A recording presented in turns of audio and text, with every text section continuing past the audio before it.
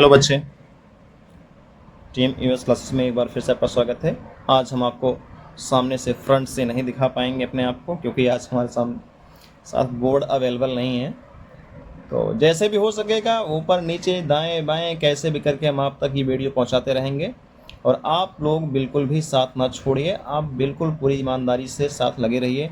एक दिन ऐसा आएगा जब हम लोग सब कुछ एकदम अच्छे प्लेटफॉर्म पे काम करेंगे। तो चलिए आज हम लोग देखते हैं क्लास 11th का सेकेंड चैप्टर का स्ट्रक्चर ऑफ एटम, परमाणु की संरचना का एक नेक्स्ट लेक्चर देखते हैं। आज हम लोग देखने वाले हैं, इसके पहले हम लोगों ने एक छोटा शॉर्ट वीडियो बना करके देखा था इलेक्ट्रॉन की खोज के बारे में। आज हम लोग देखने वाले प्रोटॉन की खोज के बारे में। ठीक है, तो ये क्या है प्रोटॉन की खोज? इसको 1886 में गोल्ड स्टीन के द्वारा विसर्जन नलिका के बीच एक छिद्रित प्लेट का इस्तेमाल कर या प्रयोग करके कम दाब पर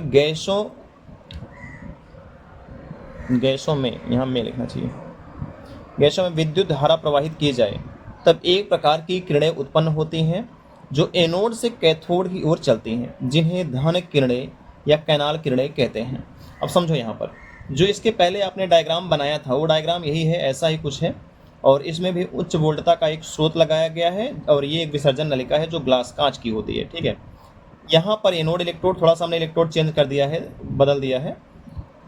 यहाँ पर एनोड इलेक्ट्रोड है और यहाँ पर कैथोड इलेक्ट्रोड है। और ये कैथोड इलेक्ट्रोड जो है कैसा है, वो पोरस है, इसमें पोर है, छिद्रित है। ठीक है, एक प्लेट के साथ। और इसमें जब यहाँ से उच्च वोल्टता वाले स्रोत से करंट सप्लाई किया जाता है, तब जब करंट सप्लाई किया जाता है तो यहाँ पर गैस, जो हाइड्रोजन गैस को यहाँ पर लेके उसके सापेक्ष ये पूरा किया गया है। तो यहाँ पर क्या होता है कि एक किरण, यानी कुछ किरणें होती हैं जो यहाँ से निकल के, यानी एनोड से निकल करके किसकी ओर जाती हैं, कैथोड की ओर चलती हैं। अब एनोड से निकल के कैथोड की ओर जब चलती हैं तो यहाँ पर लगाया गया है क्या, एक जिंक सल्फाइड का लेप। ठीक है, ये जिंक सल्फाइड का लेप लगाया गया है। इस छिद्र से पार होकर के इस कांच की दीवार को क्या करती है, एकदम से प्रज्वलित कर देती है, चमक जाती है यहाँ पर। ठीक है, जिससे उसका आभास हम कर सकते हैं, यहाँ पर जो किरण हो रही है प्राप्त हो रही है, किरण निकल रही है। तब ऐसी किरणों को, एनोड से निकल करके कैथोड की ओर जाने वाली किरणों को क्या बोला गया, धन किरणें। और इन किरणों में देखा गया कि ये छोटे छोटे सूक्ष्म द्रव्य कणों से मिलकर के बनी होती हैं। और उसी बात को धन किरणें, देखो यहाँ पे लिखा है, धन किरणें सूक्ष्म द्रव्य कणों से मिलकर बनी होती हैं, जिन्हें रदरफोर्ड ने प्रोटॉन नाम दिया। तो इन्हीं किरणों में देखा गया कि किरणें किसकी बनी होती हैं, कुछ छोटे छोटे पार्टिकल होते हैं उनकी बनी होती हैं। और उन पार्टिकल्स को यहाँ पर रदरफोर्ड साहब ने क्या नाम दिया, अर्नेस्ट रदरफोर्ड ने क्या नाम दिया, प्रोटॉन नाम दिया। ठीक है, तो आप इस डायग्राम को बनाइए, अच्छे से समझिए कि यहाँ से एक हाई वोल्टेज का एक सोर्स लगाया गया है जो करंट सप्लाई करने में हेल्प करता है। ये विसर्जन नलिका है और यहाँ पर निर्वात पंप लगाया गया है। ठीक है, वैक्यूम पंप लगाया गया है। तो अब यहाँ से करंट सप्लाई करेंगे, तो करंट सप्लाई करने के बाद जो एनोड इलेक्ट्रोड है इसकी तरफ से निकल करके कैथोड की ओर कुछ किरणें चलने लगती हैं। तो ये किरणें फाइनली आकर के जब इस तरफ पहुँचती हैं तो यहाँ पर जो जिंक सल्फाइड की लेप लगाई गई है उस पर पहुँचने पर ये क्या होती है, चमक जाती है ये वाली दीवार। ठीक है, तो जहाँ से हम इसको एज्यूम कर सकते हैं, महसूस कर सकते हैं कि यहाँ पर किरणें पहुँच रही हैं। और एक किरणें एक्चुअली में धन किरणें कहलाती हैं। और ये किरणें किसी छोटे छोटे कणों से मिलकर के बनी होती हैं, जिन्हें रदरफोर्ड साहब ने क्या नाम दिया, प्रोटॉन नाम दिया। ठीक है, आगे देखते हैं। जैसे इलेक्ट्रॉन में हम लोगों ने देखा था इलेक्ट्रॉन का आवेश द्रव्यमान अनुपात, तो वैसे प्रोटॉन का भी आवेश द्रव्यमान अनुपात यहाँ पर देखेंगे। और फिलहाल ये चीज़ थॉमसन ने वहाँ भी देखा था, यहाँ भी थॉमसन के द्वारा ही ये थॉमसन के द्वारा यहाँ भी ये पूरा प्रोसेस देखा गया है। तो क्या हुआ, यहाँ पर प्रोटॉन का आवेश बड़े प्रोटॉन का द्रव्यमान, ठीक है, ये अनुपात है, आवेश और द्रव्यमान का अनुपात है, जिसे E/m से व्यक्त कर रहे हैं। अच्छा, E क्या है, टोटल चार्ज।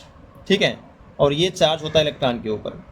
ठीक है, और बस यही अंतर है कि जहाँ पर ये इलेक्ट्रॉन आपको दिख रहा है E/m, अब चार्ज दोनों पर सेम होता है, इलेक्ट्रॉन पर और प्रोटॉन पर दोनों पर चार्ज क्या होता है, सेम होता है। बस साइन का अंतर होता है कि इलेक्ट्रॉन निगेटिव यानी ऋणावेशित होता है, जबकि प्रोटॉन कैसा होता है, धनावेशित होता है। ठीक है, बाकी चार्ज का जो मैग्नीट्यूड है वो सेम होता है। तो E/m, m क्या है, प्रोटॉन का द्रव्यमान। ठीक है, अब देखो जब इसको यहाँ पर रख करके उन्होंने सॉल्व किया तो ये क्या पाया कि जो E/m का वैल्यू है 9.58 × 10⁻⁷ कूलाम किलोग्राम इनवर्स, ठीक है, कूलाम प्रति किलोग्राम। तो ये आवेश द्रव्यमान का अनुपात है, ये कूलाम प्रति किलोग्राम, ठीक है, ये यूनिट जरूर नोटिस कीजिएगा। और फिर से प्रोटॉन का द्रव्यमान अगर कैलकुलेट करना हुआ तो उन्होंने क्या किया कि E/E/m का वैल्यू रख दिया, ठीक है।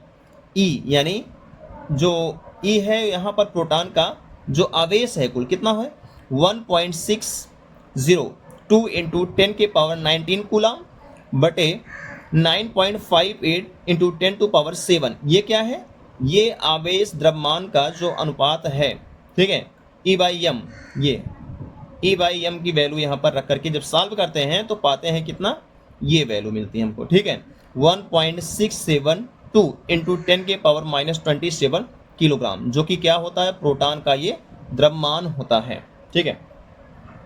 तो आइए देखते हैं जरा सा हम लोग ये प्रोटॉन की जो विशेषता होती है, उनके जो गुणधर्म होते हैं क्या होते हैं, ठीक है। चलिए देखते हैं धन किरणों के मुख्य गुण क्या होते हैं। पहला पॉइंट ये है, सूक्ष्म द्रव्य कणों से मिलकर बनी होती है। पहला पॉइंट क्या है, characteristic feature of the anode rays, ठीक है, सूक्ष्म द्रव्य कणों से मिलकर बनी होती है, कौन, धन किरणें, ठीक है। दूसरा पॉइंट यह है कि धन किरणें सीधी रेखाओं में चलती हैं, किंतु कैथोड किरणों के विपरीत और मंद गति से। जो कैथोड किरणें होती हैं उनकी गति ज़्यादा होती है और जो धन किरणें होती हैं इनकी गति उनकी अपेक्षा कम होती है, लेकिन एक दूसरे के विपरीत दिशा में चलती हैं, ठीक है। और तीसरा पॉइंट है, विद्युत तथा चुंबकीय क्षेत्र में विक्षेपित हो जाती हैं। जो धन किरणें होती हैं विद्युत और चुंबकीय क्षेत्र के आते ही या उसके प्रभाव में क्या होती हैं, विक्षेपित हो जाती हैं, स्कैटर कर जाती हैं और धातु की पतली पन्नी को भेद कर पार निकल जाती हैं, किंतु कैथोड से दुर्बल होती है। मतलब कैथोड किरण भी धातु की पतली पन्नी को पार करके आर पार हो जाती है, लेकिन धन किरणें भी ऐसी हो जाती हैं, लेकिन जो धन किरणों की प्रबलता है वो कैथोड किरणों की अपेक्षा कम है, ठीक है। और लास्ट पॉइंट एक तरह देख लेते हैं कि जिंक सल्फाइड के पर्दे से टकराने पर प्रतिदीप्त उत्पन्न करते हैं, ठीक है। धन किरणें जैसे अभी इसके पहले हम लोग डायग्राम में देखे थे कि जिंक सल्फाइड के लेप से टकराने पर प्रतिदीप्त मतलब होता है चमक उत्पन्न करना, तो ये क्या होती है, चमक उत्पन्न करते हैं। तो ये तो रही बात किसकी, प्रोटॉन के बारे में, धन किरणों के बारे में, ठीक है। तो अभी आज का यही पे हम करते हैं, आप अच्छे समझ लीजिए, फिर बाकी का काम हम लोग करने वाले हैं न्यूट्रॉन के ऊपर, ठीक है। तो वीडियो को शेयर करो, अब ध्यान से आप पढ़ाई करो और स्वस्थ रहो, मस्त रहो। Thank you.